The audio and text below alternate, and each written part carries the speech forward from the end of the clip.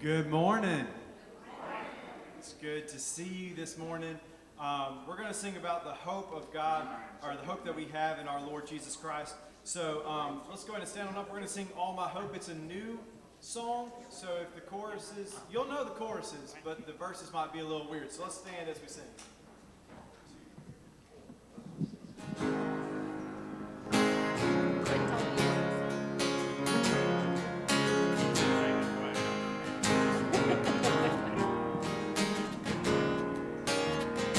I've been held by the Savior.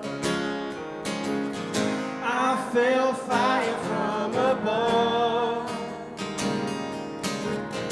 I've been down to the river. I ain't the same, the prodigal return.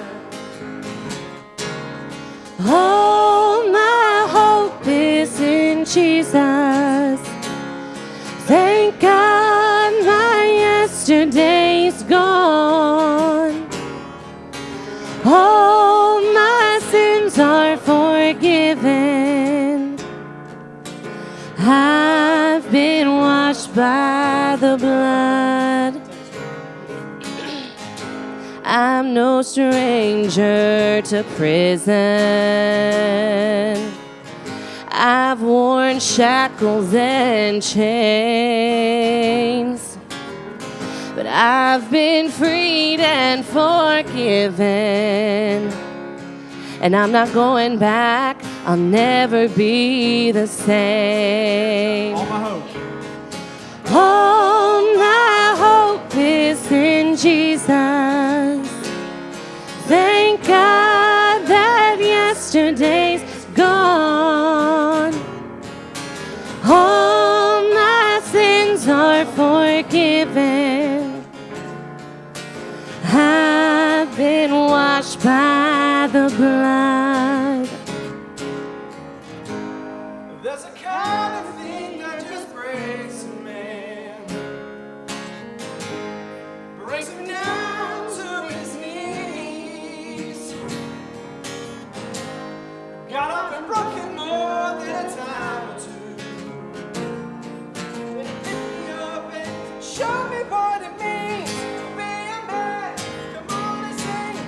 All my hope is in Jesus. Thank God that yesterday's gone.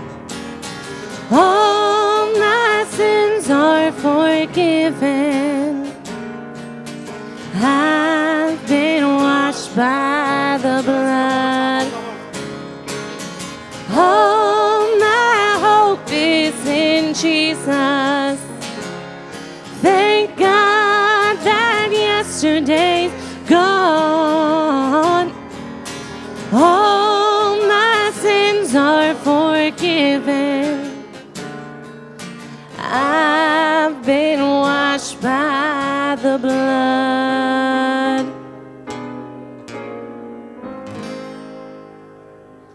Amen. You guys be seated this morning.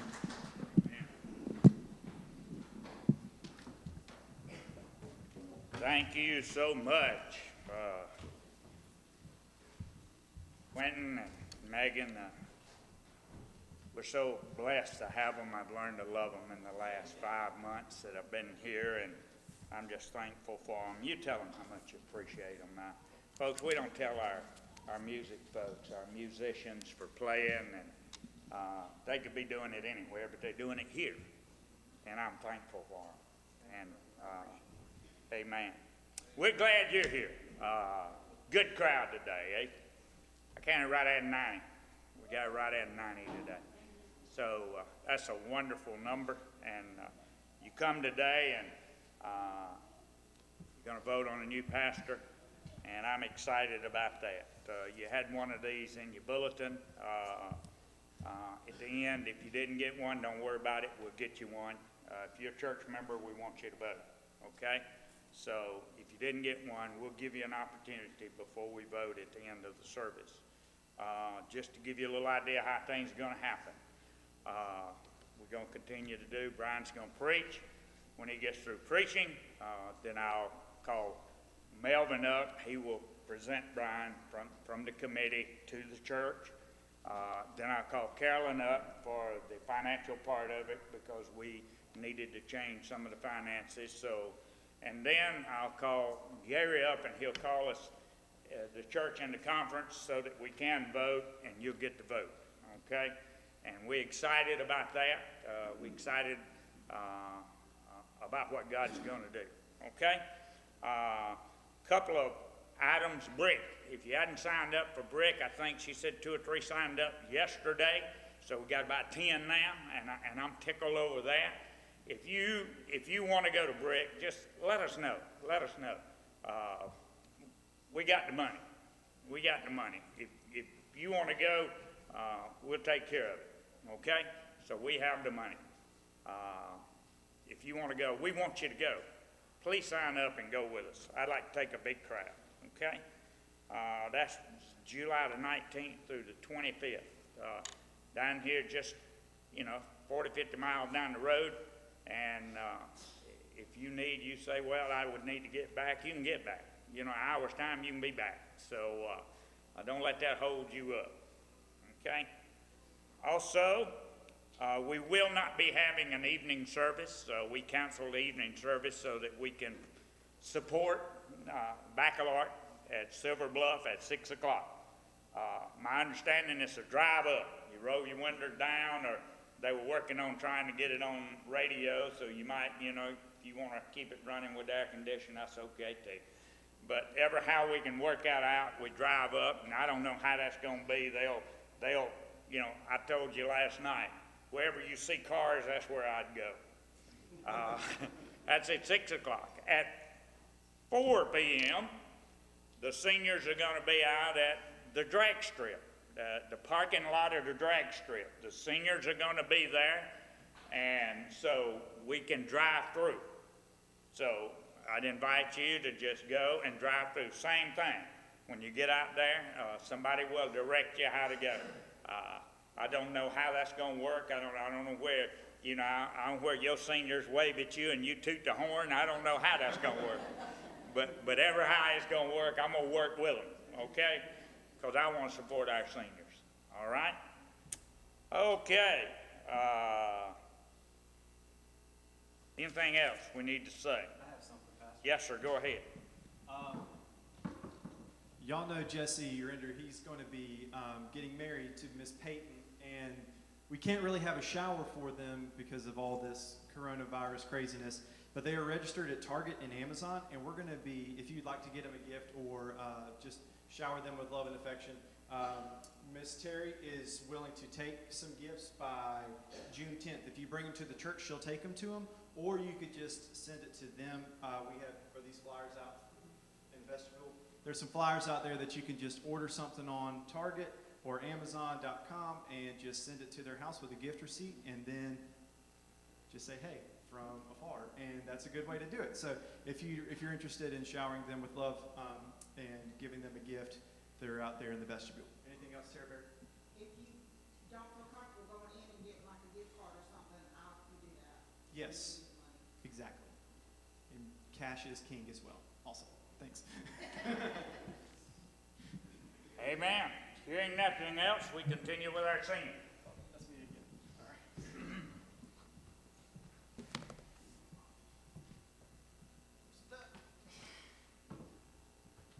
All right, let's stand on up. That first one was a little bit of a doozy. That was written by Crowder, and he calls that a little swampy because he's from Mississippi. So this one might be a little bit more familiar to you guys. Blessed Assurance and Amazing Grace.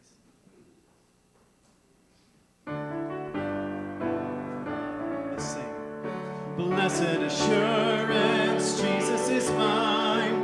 Oh, what a foretaste of glory divine. Heir of salvation, purchase of God, born of his Spirit, washed in his blood. This is my story, this is my song, praising my Savior all the day long. This is my story, this is my song, praising my Savior all the day long. Perfect submission, perfect in rest,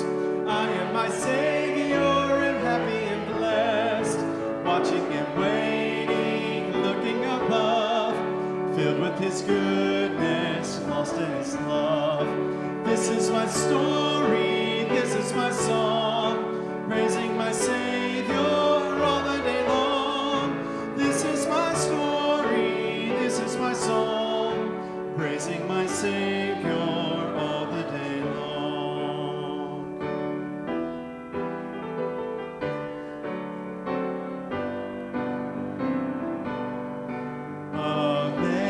Amazing grace, how sweet the sound that saved a wretch like me. I once was lost, but now am found. Was blind, but now I see. When we've been there 10,000 years, bright shining as the sun, we've no less days to sing God's praise than when we'd first begun. Amen. You guys be seated this morning.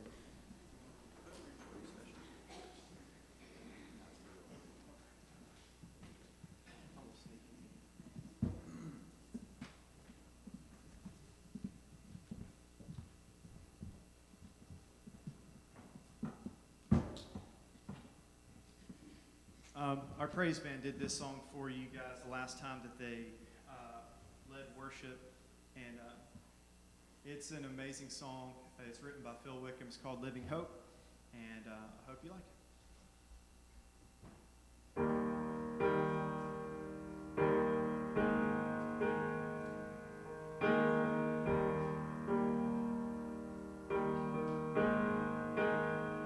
How great the chasm that lay between us, how high the mountain I could not climb. In desperation, I turned to heaven and spoke your name into the night. Then through the darkness, your loving kindness tore through the shadows of my soul.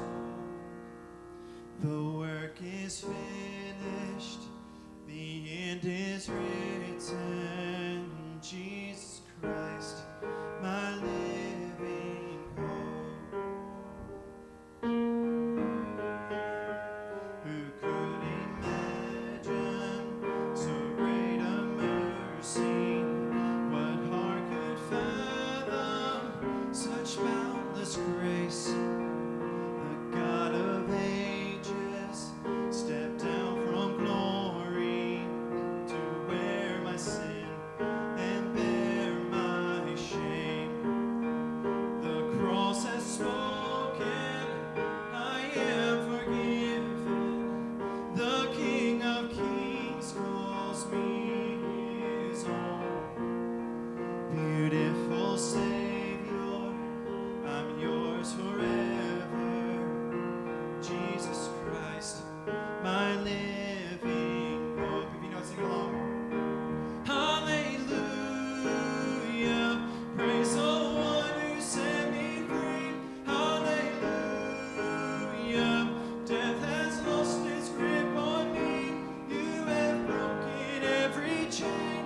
There's salvation in your name, Jesus Christ, my living hope. Then came the morning that sealed the promise. Your very body began to breathe.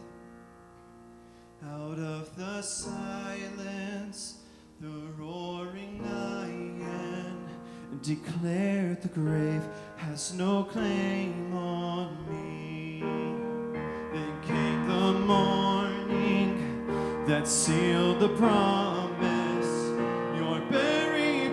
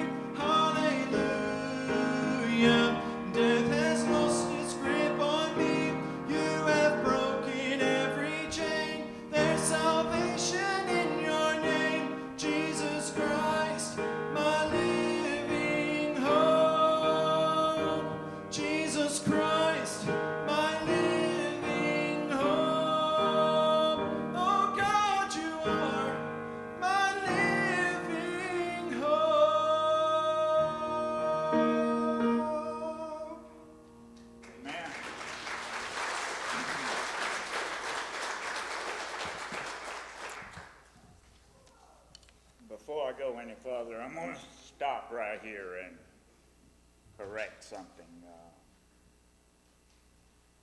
When I did the bulletin, I left out the prayer. And I want to tell you something, folks. As great as the music is, and we need it, and we want it, as great as the fellowship is, and I have to have it, and I hope you want it, the two most important things that happens in any church service, the two most important things is preaching and praying. Is opening up the Word of God and talking to God. So I apologize to you for leaving it out. And today is, we need prayer today. Oh, me of little faith. I was afraid it might not be 25, 30 here to vote on your new pastor, and look what God did. Got 90 folks here this morning. God's just blessing, and I'm so thankful. So I want us to go to the Lord in prayer, this solemn occasion, because it is a solemn. I want you to be, this vote is very important. It's going to affect this church and possibly this community. And I was at Mount Baptist Church when they voted on me for over 18 years. So this vote today could affect this community and this church for the next 20 years.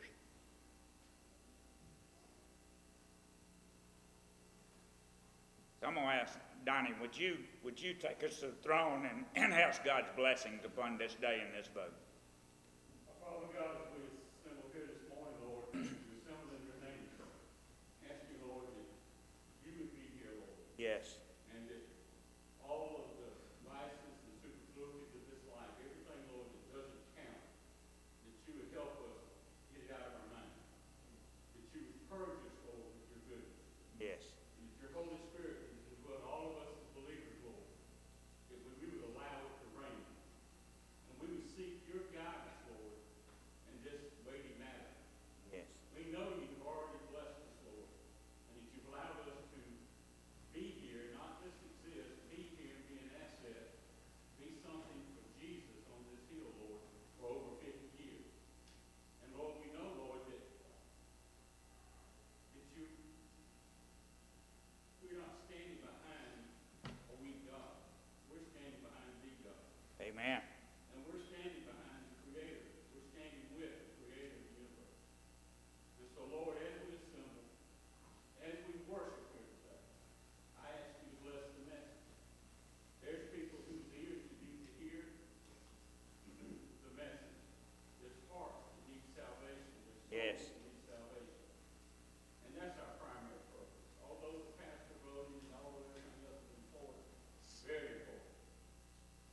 But we ask you to do it all of these measures.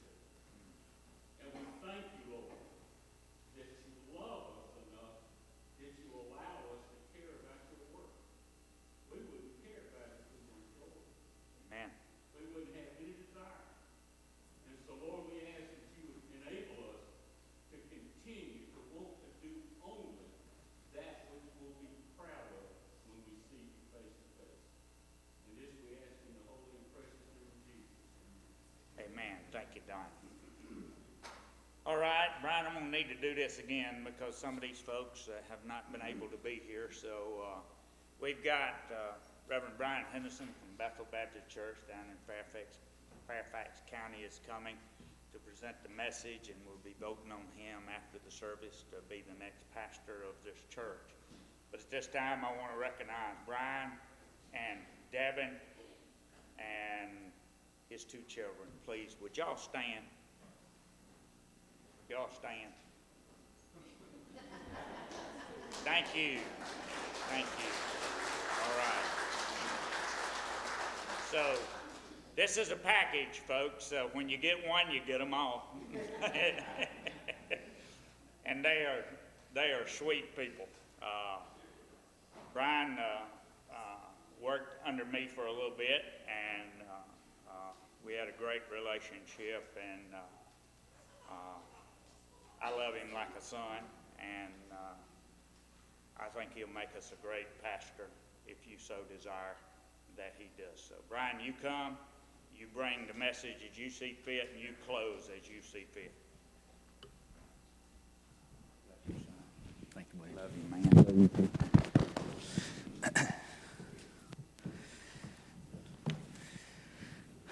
Good morning. So, Quentin, once again, has hit the nail on the head. Guys, I just want to take just a minute. And regardless of what happens today, whether you call me to be your pastor or not, let me tell you, you got a blessed man here, okay? I've coordinated with him, kind of gave him the theme and my messages for the week and laid it out with him. And he has hit the nail on the head every night with our message as to a song that speaks to the Word of God. And so you got a blessed man, very talented, him and his wife both. Thank you guys for what you do for this church and for the kingdom. And so, all right. So with that being said, let me catch you up to where we are, okay? If you hadn't been here, if you hadn't been listening on Facebook, you need to know where we've been in order to get where we're going to be today, okay?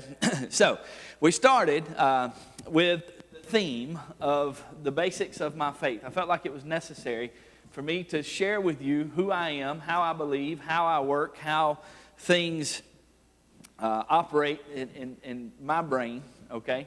My theology and how I believe and how I practice that. And so I've tried to lay that out for you. I don't think I left many questions Friday night about where I stand on certain issues and what I believe. And so I shared with you the concept that Paul taught us when we look at this idea of love. So Paul tells us that in order for us to have Christian faith, we have to have three things, right? 1 Corinthians chapter 13. I'm going to see if you've been paying attention this week. What are those three things? Faith, hope, and love, right? So I've taken them and put them in a little different order. I started with love because Paul tells us in 1 Corinthians chapter 13. If you don't believe me, look for yourself. 1 Corinthians chapter 13, verses 11 through 13, you will see there that Paul tells us that the greatest of these is love. So I started and gave you a biblical definition for love. Now, what does love mean? Love means obedience. It's that simple. A synonym for love is obedience. Jesus defines love this simply. He says, if you love me, you will obey my commands. And if you obey my commands, you get the reward. The reward is not the pearly gates. It's not the streets of gold. But the reward is that you get Jesus. You get a relationship with Jesus. Now, Paul also tells us that in order for us to have Christian faith, in order for us to have a relationship with Christ, we have to have love, we have to understand love, we have to also understand faith. Faith means trust. We have to trust not only that Jesus is our Lord and Savior, but we have to trust that He knows what's best for us. We have to trust that His Word is true, that it is the inerrant, infallible, perfect Word of God, that it is God-breathed, and that we have to live as if the Bible is true. Amen. We have to live in truth. We have to trust that Jesus knows what He's talking about. He created you. He knows the number of hairs on your head. He knows everything there is to know about you. He knows things about you that you don't know about yourself. He knows the true color of your heart. Amen. And He said, I have a plan for you. I have a purpose for you. But you got to trust me. And you got to do what I say do if you want. Not to be blessed. He doesn't say, you've got to trust me, you got to follow me if you want prosperity, if you want wealth, if you want health. He doesn't promise us any of that. In fact, it's quite the opposite. He says, you have to trust me through the suffering, through the pain, through the hard times. You have to trust me no matter what, that I have a plan for you. And that I want you to grow closer to me. To experience the reward that is eternal and not temporal. So we have to love. We have to trust.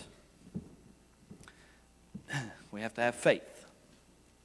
And lastly, we have to have hope. Now, the subject this morning, hope, I would be absolutely remiss if I didn't mention what is happening today. My wife and I, after we got back to our grandparents' house last night, we've been staying there this weekend. And we got back and cut on the news for a little while. And my heart breaks. My heart absolutely breaks for the status of our country. For the racial divide that exists, whether it's perceived, whether it's real, is completely irrelevant. The fact that there is hatred in the hearts of so many Americans absolutely eats me up inside. When I look at the situation that we find ourselves in today, in the midst of the coronavirus pandemic, by the way, I would recommend all of you take a 4-year-old, 5-year-old home with you for the week and try to explain what's happening in the world today. If you haven't been around one, try having that conversation with one. Explain that to a 4-year-old, a 5-year-old, in the simplicity of their mind, what is taking place, what is happening in the world today. It's absolutely crazy. Guys, have you ever seen a time where the church doors were closed, where you couldn't go out in public, where you no longer lived in the land of the free? You were confined to your home. We were scared to death over a virus. And then in the midst of that, a racial outcrying, looting, rioting. What a crazy time we live in. But all the more reason why we must have hope. I want to share with you that I think the problem with the church in America today, the problem with the reason that we have so many kids, you can read the statistics on this, and it is absolutely staggering. It doesn't matter which reports you look at, but it is absolutely staggering. Once a child gets out of high school, how few return to the church.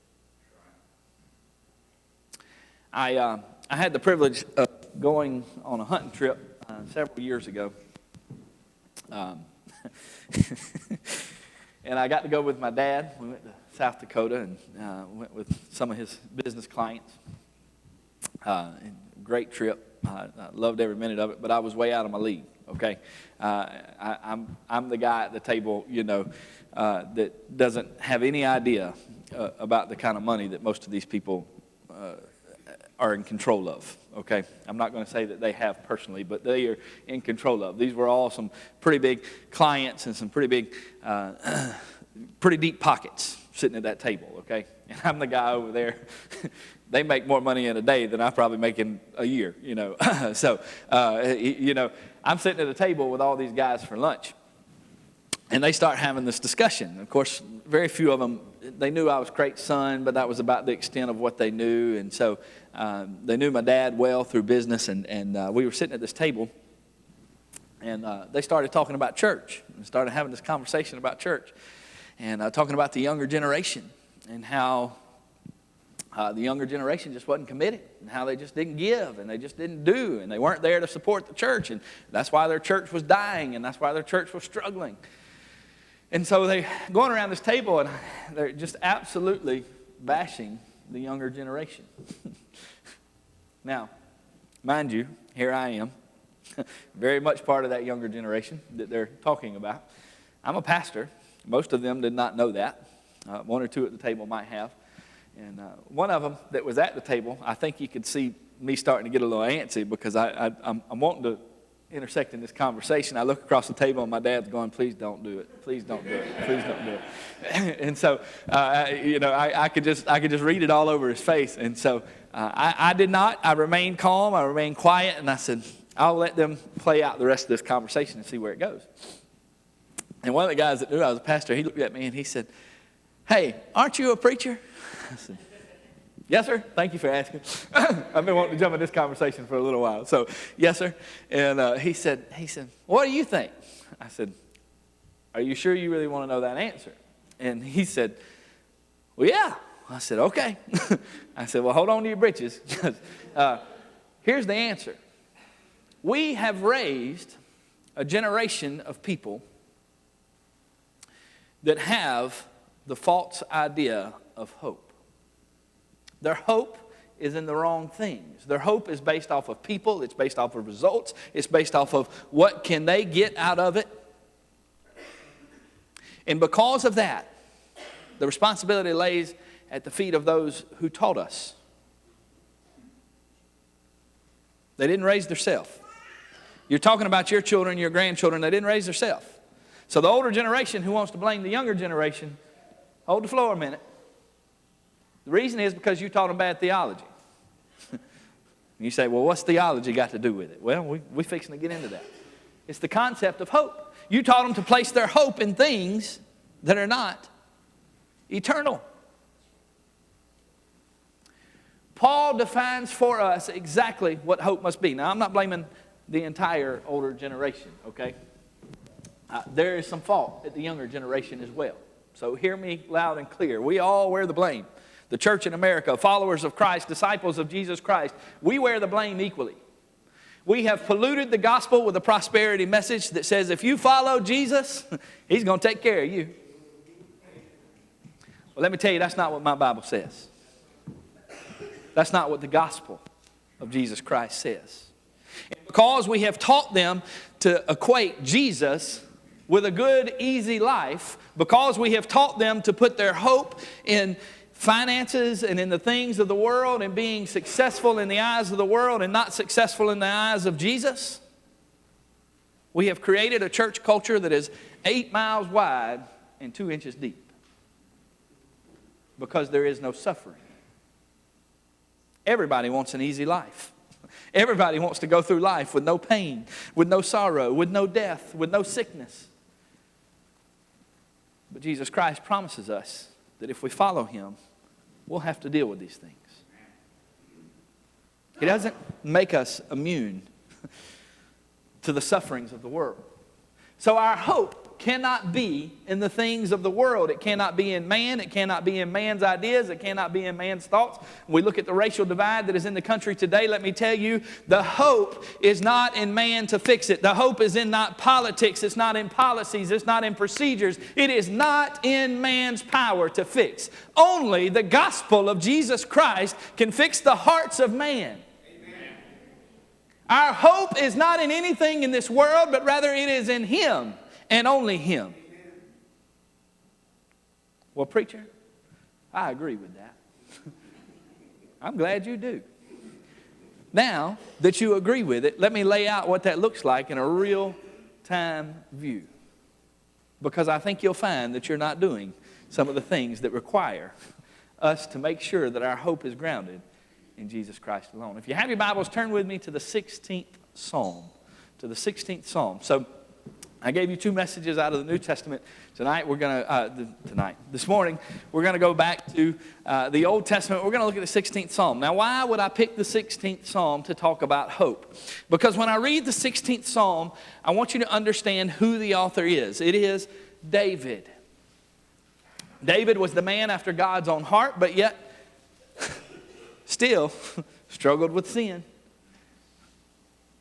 Not only did he have an affair with Bathsheba, he had her husband killed. He manipulated people. He was prideful. He was selfish. But yet, he's known as the man after God's own heart. So let me tell you that none of us here today are immune from sin. We talked about faith last night. It equalizes the playing field. We are all yet sinners. So let's go to the 16th Psalm, and I want you to understand clearly who the author of this is. It is David. And I want you to understand that because as we read it, it doesn't talk about hope, but it resonates what hope is. You're not going to see the word hope, but I want you to hear the tone of the author, David, and it resonates what hope is. That's why I chose this passage. The 16th Psalm, I'm going to ask if you would to please stand in reading for the reverence of God. Stand in reverence for the reading of God's holy word. Sorry. Preserve me, O God, for I take refuge in you. I said to the Lord, you are my Lord.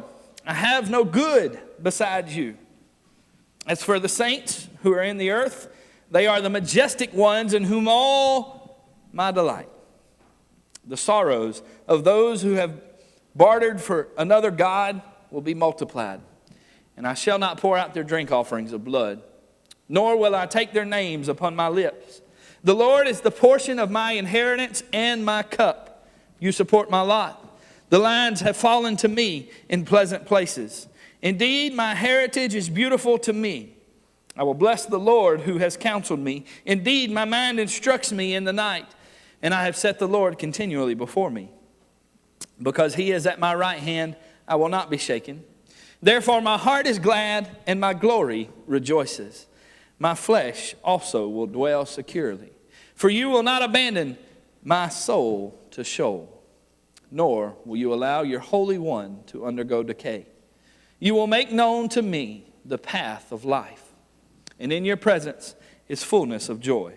In your right hand there are pleasures forever. May God bless the reading and hearing of his holy word. You may be seated. The 16th Psalm resonates what hope is. It resonates what hope looks like. The psalmist David understands this concept of hope greatly because he puts his trust, his faith, he puts his love, and he puts his hope in Jesus Christ. He puts his hope in who God is. I want you to see first and foremost that when we build our faith on the basis of hope, it's built. Hope is built on the past. David knew, and the only reason that he could sing this song of praise, the only reason that he could resonate hope in the midst of great despair, in the midst of a trying life, the only reason he could do that was because he knew how God had delivered him in the past and how hope in God was his only hope. Let's go back to when David was just a boy. Let's go back to the time in which he was a shepherd and all the Israelites were terrified over this giant named Goliath. Guess what? David was fearful too. But yet he was obedient. He did what God asked him to do. He said, I'll go because I have faith in who God is, not in who I am. Now let me share with you, it was not David's skill with a slingshot that caused the giant of Goliath to fall. It was only by the grace of God that miracle happened the way that it did. It was only by God's grace. It was only by God's divine design. It was only through God. You see, David had nothing to do with it other than he was the willing participant. And he said, okay, Lord, I'll go. But it was God's divine plan for him to kill Goliath. David looks back on the story of David and Goliath. David looks back on the story of how Saul tried to kill David and sent men after him for quite some time. David looks back on the many battles that he had fought, and God had given him the victory. He understood who God was by looking back at how God had delivered in the past. If we are to understand what hope is, if we are to resonate with hope, if our hope is truly in Jesus Christ, we cannot ignore what God has done for us in the past. Now let me share with you that it may not be that easy to be happy about what God has done for you in the past. Preacher, what are you talking about? Well, God has allowed some things to happen to you. I don't care who you are. You've experienced some tragedy in your life at some point in time. God has allowed some things of misfortune to happen to you at some point in time, and it does not look very pleasant on the surface. It does not look very pleasant at all on the surface. You remember the pain, you remember the hurting.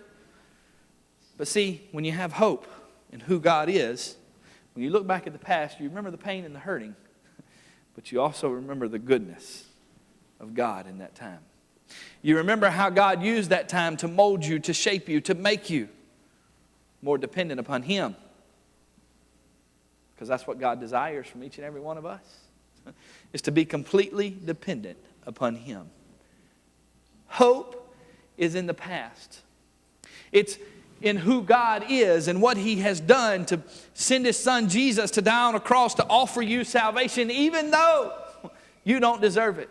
Even though you are sinful and as worthless rags. Jesus said, you're still worth me dying for.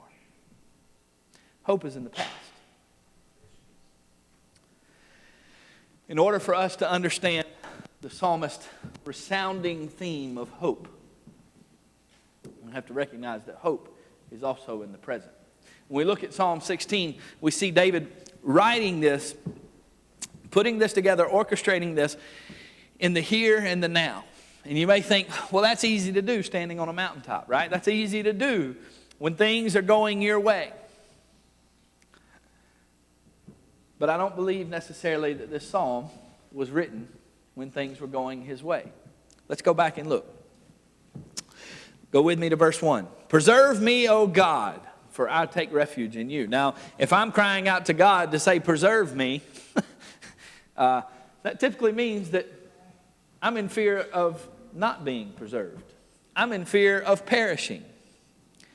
He says, I said to the Lord, you are my Lord, I have no good besides you. Things are bad because I have no good besides you. Go with me to verse 3. What's he say? As for the saints who are on the earth, they are the majestic one in whom is all my delight. There are still remnants of good people. Let me share with you that in America today, there are remnants of people who love Jesus. There are still good people who love Jesus, and we believe in the process of making disciples. The reason we have absolutely failed the younger generation, the reason that people are turning away from the churches in masses, the reason that we can't win the millennials for Jesus Christ has nothing to do with the music. It has nothing to do with the style of music. It has absolutely nothing to do with the entertainment that we offer. It has everything to do with the hope that lives within us. Because it's not real, it's not genuine. You see, hope should be so genuine in us that the rest of the world looks at us and says, I want what they have. The attractant shouldn't be the worship style. It doesn't matter to me if we worship completely contemporary. It doesn't matter to me if we never get out of the hymn book. It doesn't matter. I've been blessed to travel a good bit and preach in several different countries. I've been to the Ukraine, I've been to Haiti, I've been to Jamaica. I've preached in all of those places. And let me share with you, I have been in some interesting church services. I've preached in black churches. I'll never forget when we went to Jamaica for the very first time, my wife and I, we were not even engaged yet. I knew at that time I was going to propose to her, but we were not engaged. And we did not go there on a vacation together. Don't get that wrong. We went on a mission trip. Matter of fact, I went with Marty. Marty was there. So Mark was there, and he took me to Jamaica. We went, and he said, all right, now I'm going to get you to preach at a church and have a revival that night. And I said, okay. So we were the only two people that we knew. We only knew each other, Devin and I. So Devin went with me every night to this church to preach revival while we were there in Jamaica. We did vacation Bible school during the day, and I went that night to a Church of God of Prophecy. Now, let me tell you something about Jamaicans, okay? A, they talk a little fast, and they talk with a heavy accent. B, they like a little drum in their music, okay? Now, you amplify that by turning it up to a God of Prophecy. Church, this little Pentecostal where people like to scream and shout and run down the aisle and speak in tongues, and it gets a little wild. Now, my wife had never been exposed to any of that. I'd been to a few Pentecostal church services in my day. My wife had never been exposed to any of that. And I'll never forget the very first night we were there. A guy stood up that was leading worship. He said, let us pray. And he went to praying, and the whole church broke out in prayer all at one time. Everybody out loud, audibly praying at one time. And all you could hear was voices. And, of course, you couldn't understand it because of that heavy Jamaican accent and everybody talking at one time. And we're in a tile building. Everything in it is tile. There's no sound barrier. There's nothing to dampen the sound. So it's incredibly loud.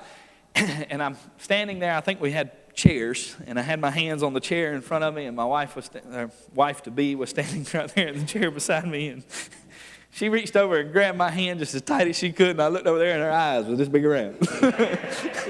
What is happening? Let me share with you, I don't think the attractant is the worship style. I don't think it's the programs. I don't think it's the place. It doesn't matter what kind of worship you do. All that matters is that it's genuine and that your hope is in Jesus and nothing else.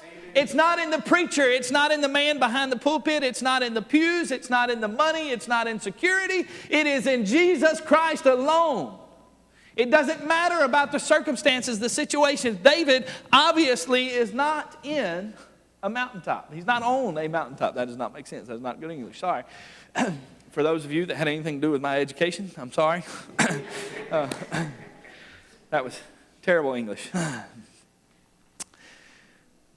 But David is obviously not sitting on a mountaintop. He's obviously sitting in some type of distress here because he's crying out, Lord, preserve me.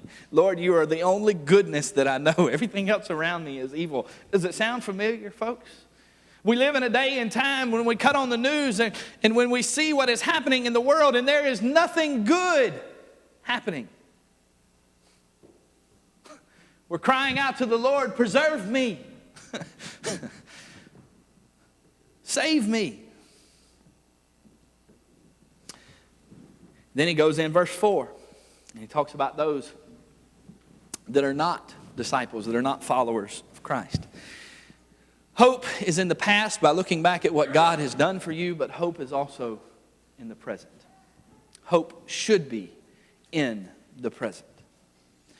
Folks, if there ever was a time for the church to cry out, for the church to stand out, it's in a day and time where we are so uncertain about our future, where we don't know what is going on in the world and we can't explain it. We don't have to know. All we have to know is that God is at work and He desires to use us mightily, but the only way He can do that is if we put our hope in Him. We have taught an entire generation, we've taught millennials that in order to follow Jesus Christ, you have to obey all these rules. Well, I told you Friday night when we talked about love, it meant obedience. But let me share with you that God doesn't require us to follow in obedience. He doesn't require us to follow the rules. He simply requires us to love Him. And He says if we love Him, if we place our trust in Him, if we place our hope in Him, then we can't help but be obedient because we recognize who He is. Amen. I'll amen myself. Thank you. We recognize who He is. That's where our hope comes from. It's from Him. Not anything in our power, not anything in our control, not anything in our ability to wrap our brains around, because our Bible makes it very clear. His ways are not our ways. His thoughts are not our thoughts. We can't understand how God is at work, but I know that He desires to use us. And He desires to use us if and only if we can understand that it requires our love, our faith, and our hope. I want you to see also that hope is in the future. Now, towards the end of this psalm, when you go to Psalm 16, you can see David. I'm going to just capture this in a summary, but you can go back and read it and look for it yourself. But David talks about, Lord, I know that you will not commit my soul to Sheol. You will not let me perish. You will not bring evil things among your Holy One, right? Now, let me share with you, that doesn't mean that David's not going to die a physical death. It doesn't mean that David's not going to suffer from sickness or potentially die at the hands of one of his enemies.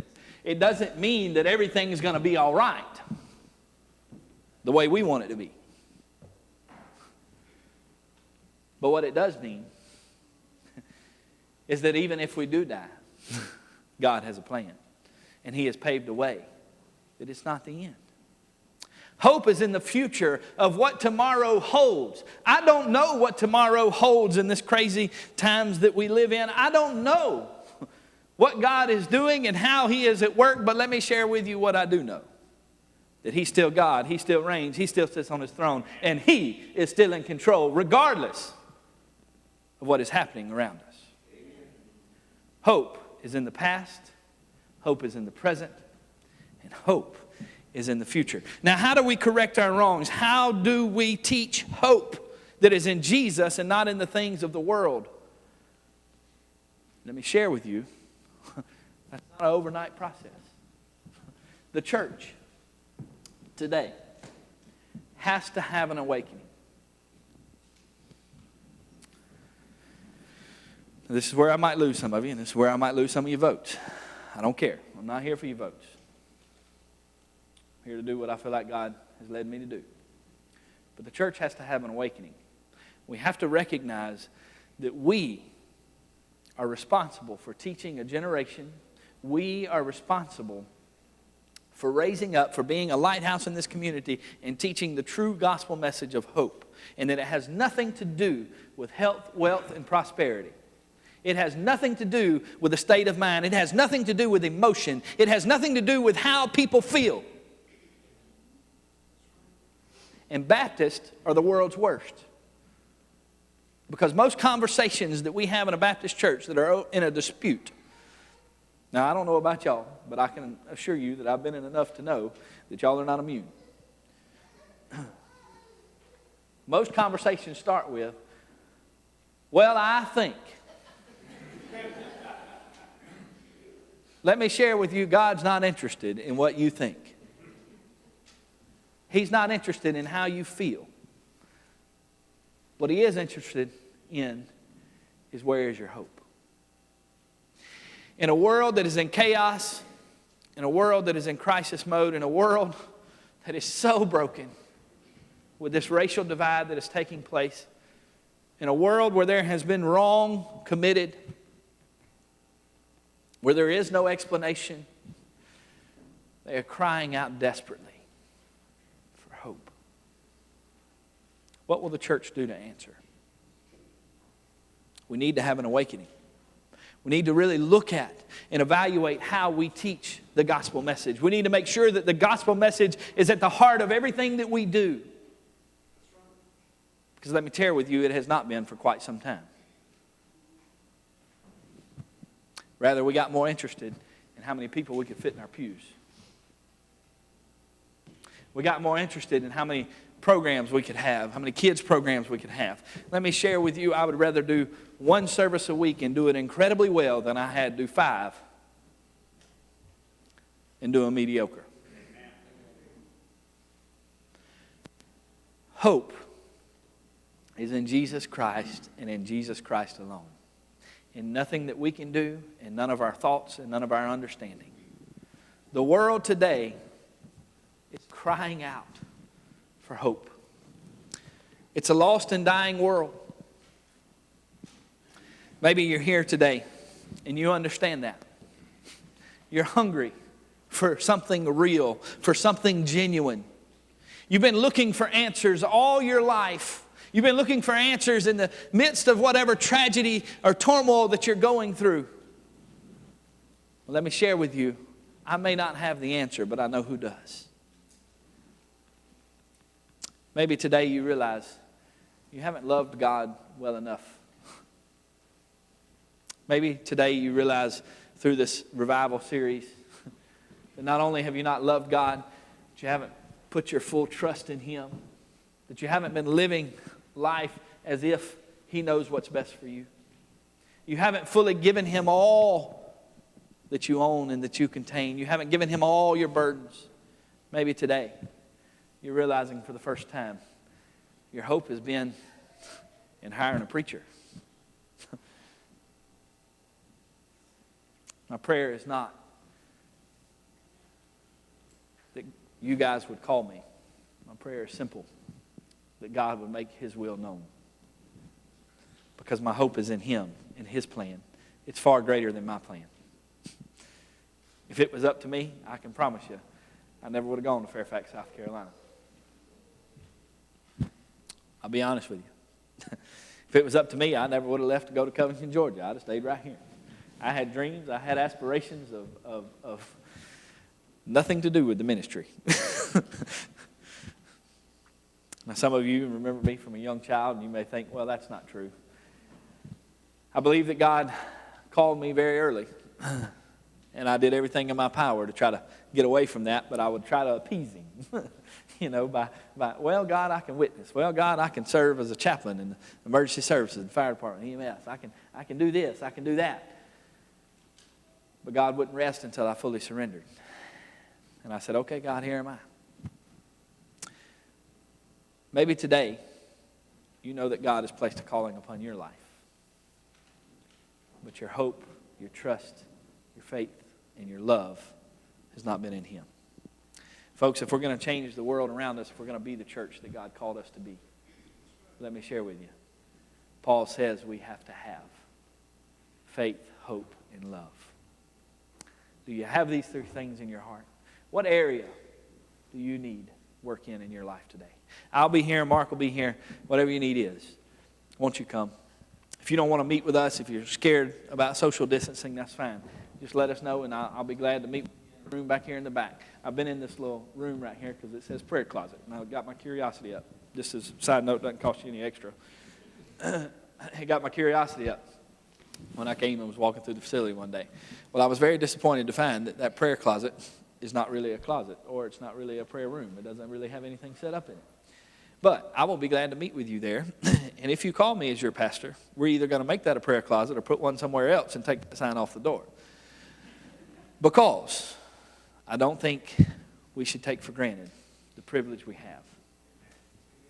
You have a privilege this morning to talk to the one who created you, to the one who is in control. You have the opportunity this morning to place your hope in Him. Whatever your need is, won't you come?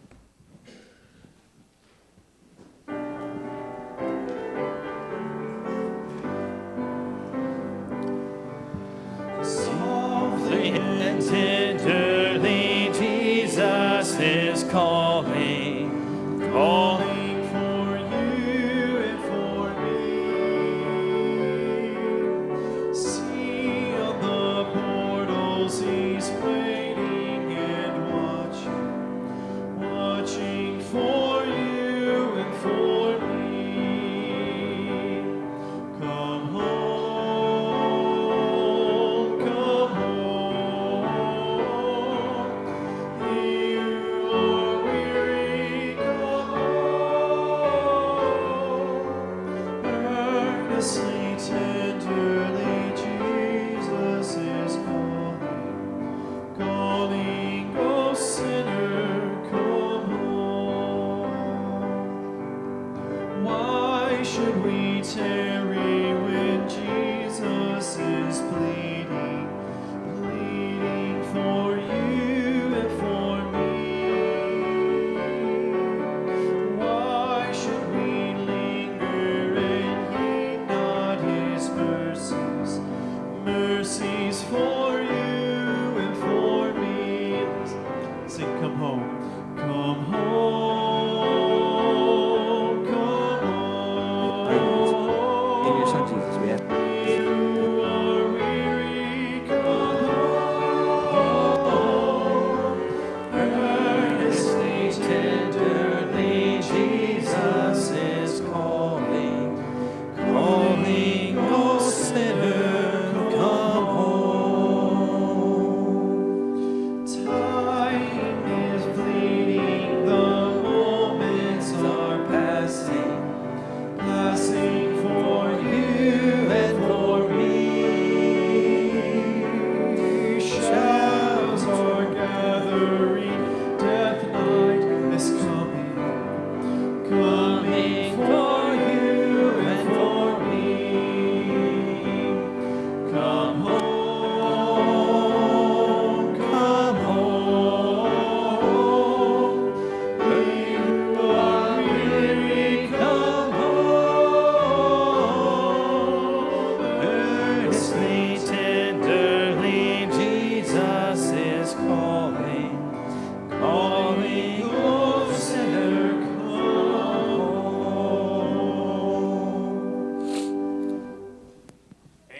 you may be seated. If you are a Stones Baptist and you can't go past 12 o'clock, you can be dismissed. We'll give you, and I know we do have some visitors, and we'll give you an opportunity in a moment. You can go anytime you want to, but we'd love for you to stay, because we hope and pray that you'll see what we're doing and you'll want to be part of our church. And at this time, I'm going to recognize Melvin. Where you at, Melvin? I need for you to come and present the candidate.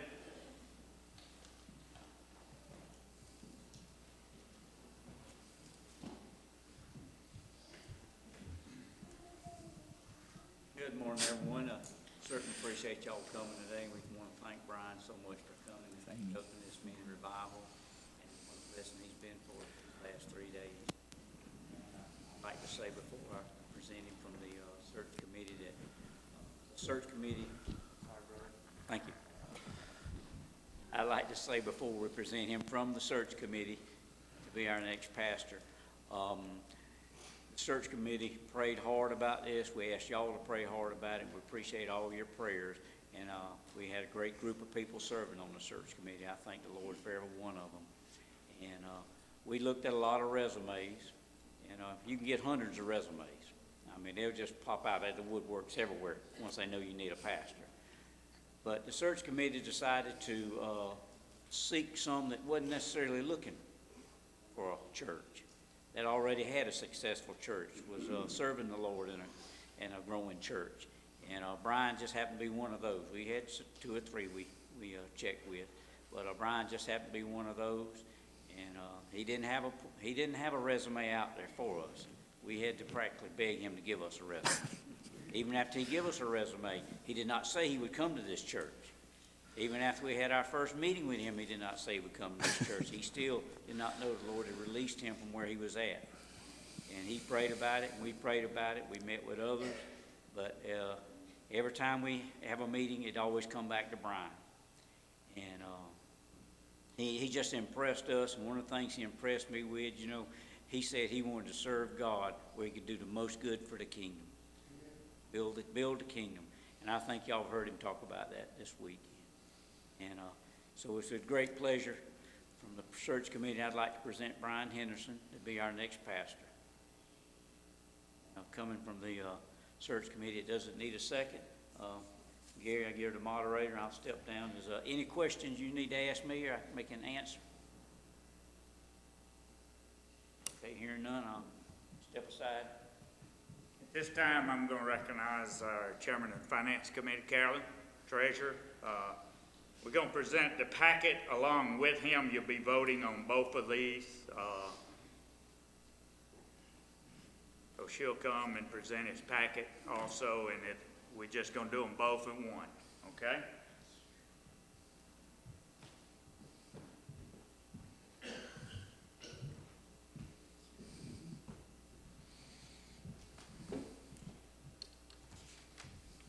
This is coming from the Personnel Committee.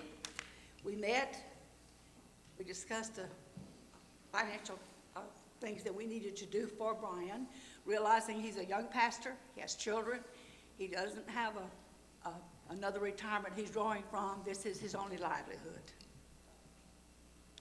For his salary and his housing allowance, which has to total both, and he will make the determination of how much of this salary he wants to put into his housing allowance, because where he is now, he has a parsonage. We do not have a parsonage. For his salary, it's $68,664. For his travel expense, $4,000. For his annuity, which will be his only retirement, and we did match what he was getting from Bethel, is $5,000. His Social Security supplement, we have an approximate amount of $1,836. This will depend on what he draws out for his housing allowance and leaves in for his salary, because he will only be taxed on his salary. And every Christmas, we give our pastor a $500 bonus for Christmas. and that's the total $80,000 for his entire package. Are there any questions of Carolyn before she steps down?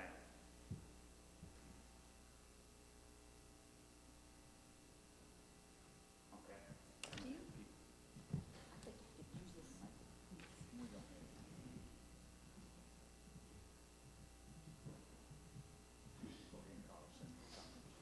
Thank you, Carolyn. All right, this time we're going to call the church into business meeting for the purpose of voting Brian for our next pastor. Y'all have heard all the details of his package. As Melvin said, this came from a standing committee. It does not need a second. Does anybody have any questions at this time before we take a vote? Not hearing any. Typically, we do an audible vote. This time, we're doing a ballot vote. Who does not have a ballot in their hand at this point in time? Just raise your hand. We have some extra ballots. You're a church member and you don't have a ballot, raise your hand high.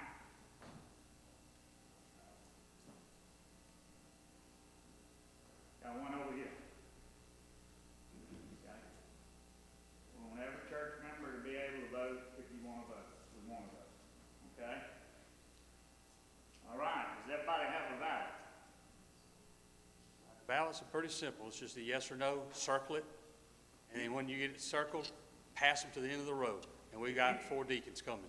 If y'all over here would pass it to this side, if y'all over here would pass your ballot to the end, just fold it up and pass it, put a middle, slide it down here and pass it both ways. Deacon to drop it in the plate as it comes back.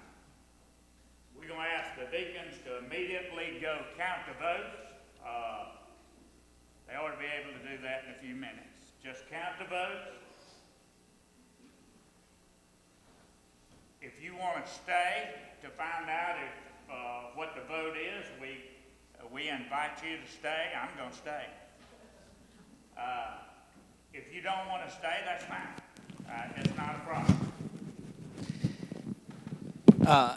I can put in a plug for Brick while they do that. That'd be fine. If you want me to, because regardless of whether you vote me in or not, I still need to put in a plug for Brick. But before you do that, I want everybody to vote. Make sure that has everybody that wants to vote? What now? I'm as proud as if you're my Y'all, son. have they got them from upstairs? Okay. Has everybody that wanted to vote, if you wanted to vote and didn't get to, raise your hand. You have them. Go count them, boys. Quickly. All right, I need a motion to adjourn this meeting. All right, Brian, you want to talk about Brick? I will be glad to talk about Brick for just a moment. So, in case y'all are not tired of hearing my voice yet, so Brick 2020 is a project that we put on in Allendale County. Allendale County, just to give you some statistics, is the poorest county in the state of South Carolina. It is the, depending on which poll you look at, it is either the 4th or the 10th poorest county in the nation, okay? And so that's staggering when you stop and think about that for just a minute. But it is absolutely one of the poorest places I've ever been in my life. You don't recognize it because they're so rural and people are so spread out. But the poverty there is rampant. And so one of the things that we've done at Bethel is trying to engage the lost. Well, in order to do that, we had to understand that we had to get out of our church building and go into the schools. We had to go into the community in every way that we could. And so we started a men's ministry where we started building handicap ramps and things for people. It's pretty common. But it got to be where we had more projects than we had days to work on them. We were doing one a month, and we still couldn't keep up. Okay? The Lord was taking care of the money. He was taking care of providing the lumber and being able to do all these things. But we were doing more than one a month, and we were a church of 55. We ran 55, 60 on Sunday morning, and that's all we had. We had 120 on the rolls, I think. And so we decided, all right, let's collect our resources, see if we can get some help from some outside folks, and try to do it all in 1 week. And so I took the youth on a trip to World Changers, built a youth group at Bethel Baptist Church. Didn't have one when I got there, really. We had 2 or 3. And anyway, we had a family that came in with teenagers overnight. And so instant youth group, right? So I started doing some cool stuff with them. Took them to a World Changers trip. And while I was at World Changers, I felt the Lord say, hey, you can do this. You can do this in Allendale County. And so, because I was working in places that were not, that were better than where we live. And I said, you know, let me roll that idea around. So I got home and I pitched it to my deacons, and my deacon said, I fully expected them to balk at it. You know, well, preacher, there's no way we can do that. We're a church of 55 people. You know, how are we going to come up with the money? How are we going to do that? I pitched it to them, and they said, yeah, let's do it. Oh, my. What do I do now? And so that's been about 3 years ago now. So last year was our first year doing the project, but I started about 16 months ahead of time with the planning. It takes that long, yes, especially when you're learning how to do it. And so we took on 12 projects last year. We had 10 crews. We had 72 volunteers. And so in that week, let me share with you what it looks like. You'll get there on Sunday afternoon, and then you will leave on Saturday morning, and from Monday morning you go to work. So every night we worship, but Monday through Friday you'll be working on a job site somewhere. I will assign you a crew and a crew chief. Ellen happened to get paired up with Mark last year, and so they were my traveling crew. I told you I had 10 crews and 12 jobs. Well, they took care of 3 of my jobs, and they were smaller jobs that didn't require multiple days. You know, you could do them in a day and a half, 2 days, but they had the crew to do that too. So with Mark and Ellen both. So this year I don't think we're going to have a traveling crew. Most of the projects that we've looked at, that we've assessed, are full-on projects that require a lot. So we're having a good turnout with volunteers. But right now we're in the process. I'll just share with you where we are. I've got 18 potential projects, and now I'm in the process of, I started with about 55 or 60, okay? And then after you start doing who owns the home, and you start looking at whether or not we can afford to do this project, how much would be involved, can I do it in a week's time with volunteer labor, you start trimming down that list. And now I've got it down to 18 projects that I think we could possibly do. With that being said, we'll probably only take on about 10 of those, okay, 10 or 11 of those. And so that's the week of brick. It doesn't matter what you do, what you can do, what you think you can do. We can find a place for you, okay? If you have some restrictions, just let me know that on your registration, and I'll put you with the perfect project, okay? So that way you're not exceeding your restrictions, okay? If you're stronger in one area than the other, Amy's over here, I can paint. So I'm going to put Amy on a painting crew, okay, because I have a painting crew. So whatever you can do, there's a place for you to fill that out in that registration form, and that's why we do it all online now. That's really streamlined the process and the paperwork on our end. So whatever you can do, we'll find a place for you. Whatever your restrictions, whatever your limitations, we'll work around it, okay?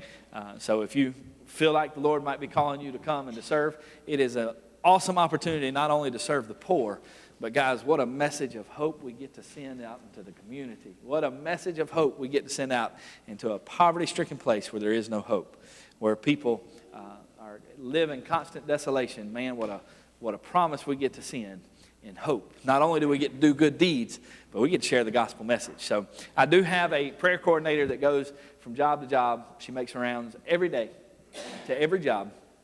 Prays with the homeowner, stops the crew, makes them stop and pray, and has a gospel conversation with these folks every day. That's the whole point of what we're doing. And if you don't think it doesn't stir up a little town like Allendale, everybody standing on the corner watching, you couldn't believe the number of people we have approach us during the week. What are y'all doing? You know, because obviously we don't look like a bunch of professionals when you're up there with a bunch of teenagers and girls and women and putting on a roof, and they're like, well, what are they doing? Who are they? Where are they from? And so, we put our signs out and things too. So we make a good stir in the community. But it's a good way to share the hope, like we talked about today, of Jesus Christ. So any questions about brick, how it works? I got one. You ain't going to make me paint, are you? Yeah. I'll do anything for Jesus. But paint. But I'd rather be hit in the face with a wet squirrel and you put a paintbrush in my hand.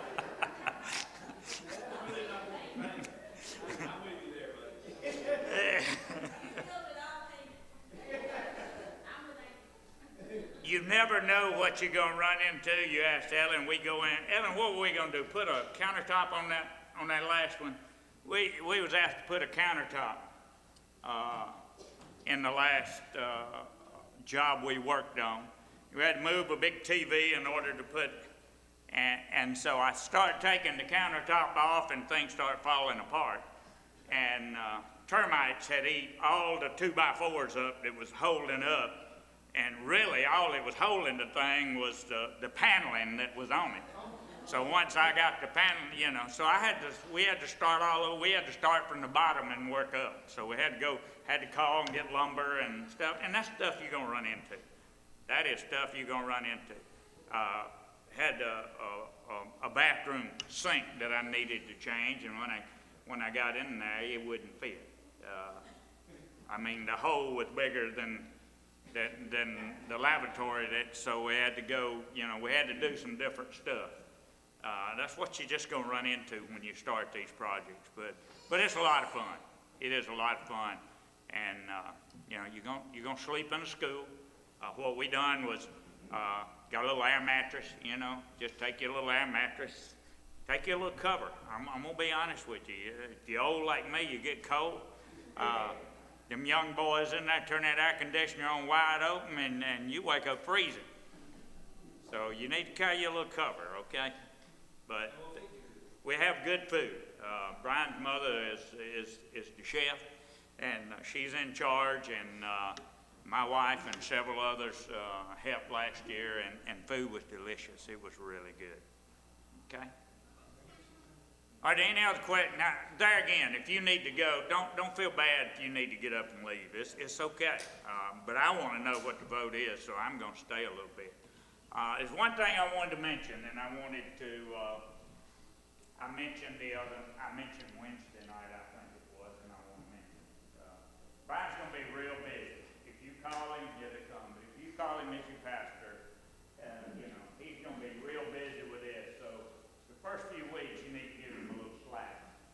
And folks, I want to share with you something that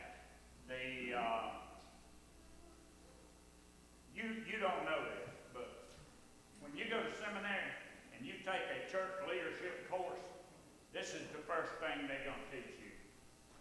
As a pastor, when the church member comes to you and says, I think we need to do so and so, what they teach you is, man, that's a great idea. How about getting you 2 other people and y'all get that done?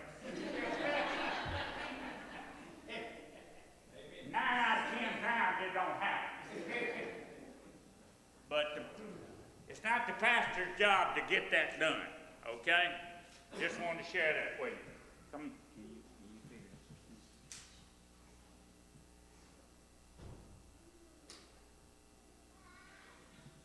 Yeah. All right. We had 101 people that voted yes, and nobody voted no.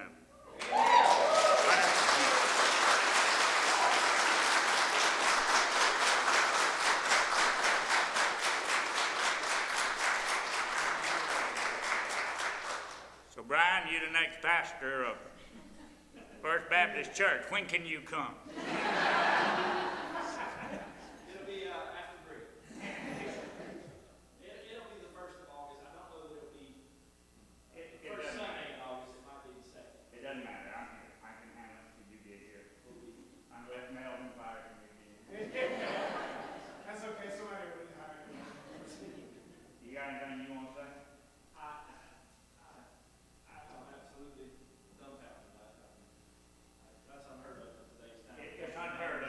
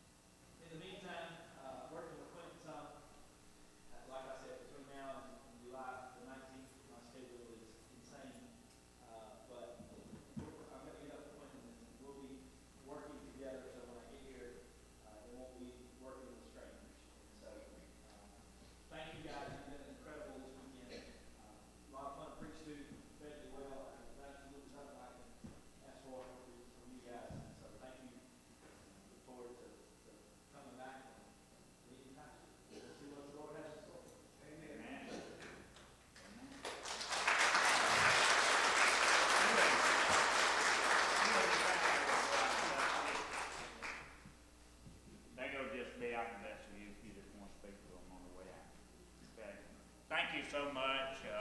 I couldn't have ordered this any better. The Lord has really blessed, and I thank the Lord's in it. I thank the Lord's in it. Listen, don't be scared. Like I said, he come up under my training, and one of the first things I train a pastor is if you go somewhere, don't go in there wide open, don't go changing things. You have to earn the right to do that. And he understands that, and he knows that.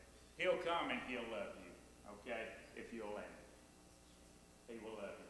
Remember what he said. He loves old